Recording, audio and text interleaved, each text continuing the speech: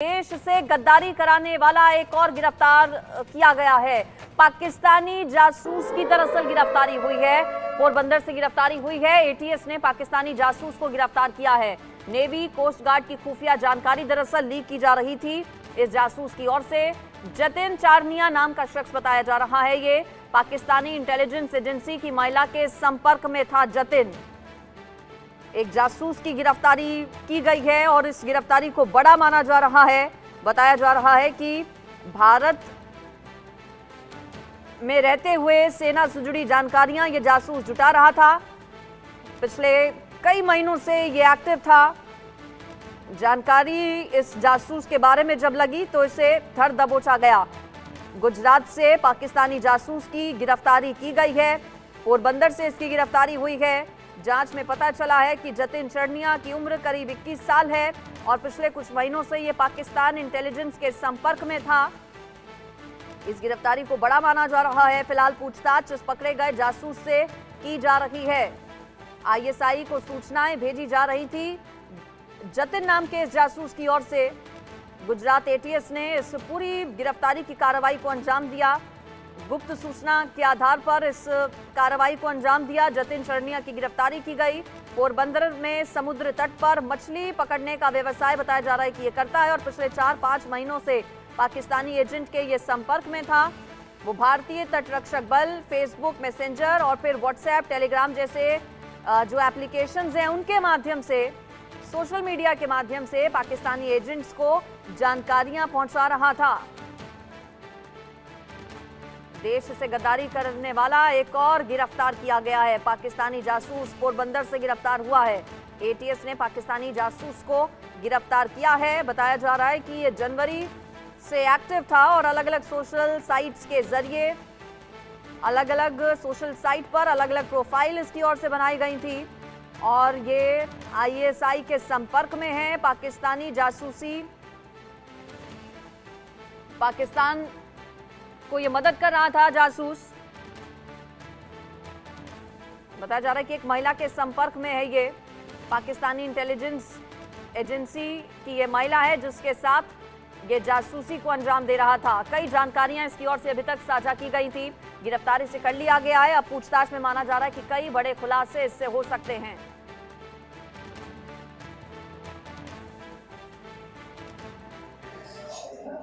जतिन चारनिया करके एक मछली का बिजनेस करता है। वो आदमी एक सेंसिटिव चीजें पाकिस्तान ऑपरेटिव अभिजीत का प्रिंस नाम की जो प्रोफाइल है उसको भेज रहा है। उस इंफॉर्मेशन के आधार पर सीनियर ऑफिसर्स को ये अवगत किया गया था। उसके बाद एक टीम का गठन हुआ था जिसमें पीए मुराद शाह, पीएसआई डीवी राठौड़ और पीए वांडेर को शामिल किया गया और ये टीम ने उसके फाइनेंशियल और सोशल मीडिया मॉनिटरिंग को करते हुए अच्छे एविडेंस कलेक्ट किए और वो एविडेंस के आधार पे एटीएस पुलिस स्टेशन पे गुना रजिस्टर किया और वो गुना आईपीसी सेक्शन 121 के और 120 बी के अनुसार गुना दाखिल किया गया है। आगे की इन्वेस्टिगेशन एटीएस कर रही है और तो उसने कुछ 6,000 रुपये अलग-अलग तरीकों से लिए। इस खबर पर ज्यादा जानकारी के साथ गुजरात से हमारे संवाददाता जयेश सोढ़ी जुड़ गए हैं। जयेश, क्या-क्या भारत के सीक्रेट्स इस जासूस ने पहुंचाए थे पाकिस्तान? कब से ये एक्टिव था? किसके संपर्क में है? क्या-क्या जानकारियां साझा की गई हैं?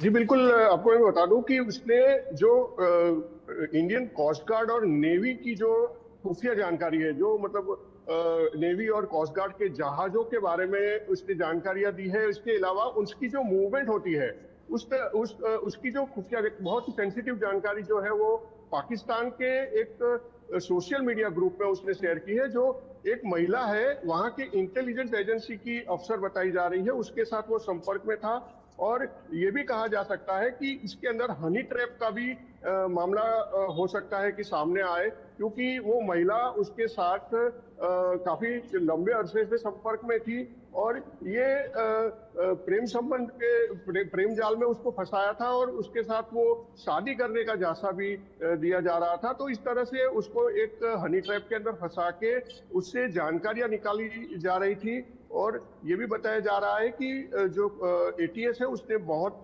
दिनों से उसके ऊपर वॉच रखी हुई थी और जब पुख्ता सबूत इकट्ठा हो गए तो उसके बाद एटीएस ने ये कार्रवाई की है और अभी उससे पूछताछ की जा रही है और इसके साथ और कौन कौन से जो स्थानीय संपर्क है और कहां से वो जानकारियां जुटा रहा था, इस तरह की सारी बातें जो है वो जानने की कोशिश की जा रही है।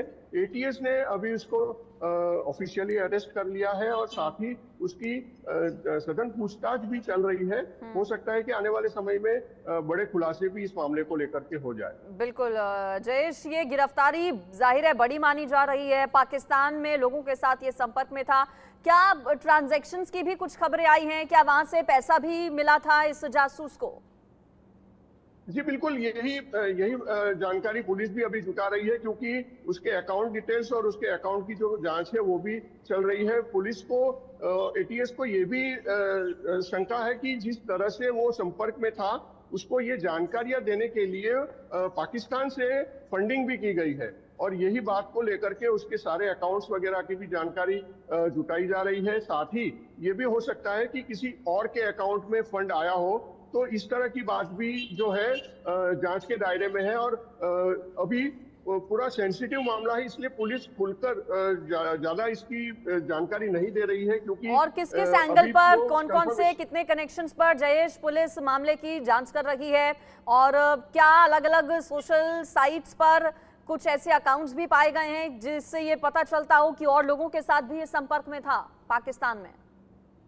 जी बिल्कुल, एक पाकिस्तान का जो सोशल मीडिया ग्रुप है उसके साथ वो संपर्क में था, तो ये भी हो सकता है कि वो महिला अफसर के द्वारा इस ग्रुप में उसको ऐड किया गया है और भी जो लोग हैं उस ग्रुप के अंदर पाकिस्तान के लोग जो है वो उसके संपर्क में रहते थे। साथ ही स्थानीय लेवल पर और कौन कौन इस ग्रुप के अंदर जुड़े हुए हैं उसकी भी जांच कर रही है पुलिस। और साथ में ये भी पता चला है कि जिस तरह से इसने नेवी और कोस्ट गार्ड के मूवमेंट के बारे में, उसके जहाजों के बारे में इस तरह की जो खुफिया जानकारी जो होती है वो दी गई थी, क्योंकि पिछले दिनों आपको पता है कि जिस तरह से ड्रग्स कंसाइनमेंट पकड़े गए थे और वो भी पोरबंदर के साइड से ही पकड़े गए थे, तो इस तरह की जो मूवमेंट की जानकारी है वो पाकिस्तान को पहुंचाना, ताकि जो इस तरह से जो गैर कानूनी तौर पर ड्रग्स सप्लाई होता है गुजरात के समुद्र किनारे से, तो उससे किस तरह से बचा जाए और किस तरह से जो कंसाइनमेंट है वो सही सलामत पहुंचाया जाए, इस तरीके की जानकारी